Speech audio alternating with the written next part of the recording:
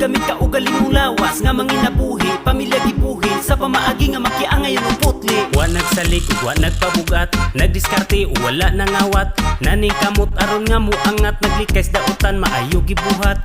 Di sundogon ang mga tapulan, kay nanganad na lang kay pirmi tabangan. Tunulan hungitan kalaming panitan, kapag aras dagway ang ilang puhunan.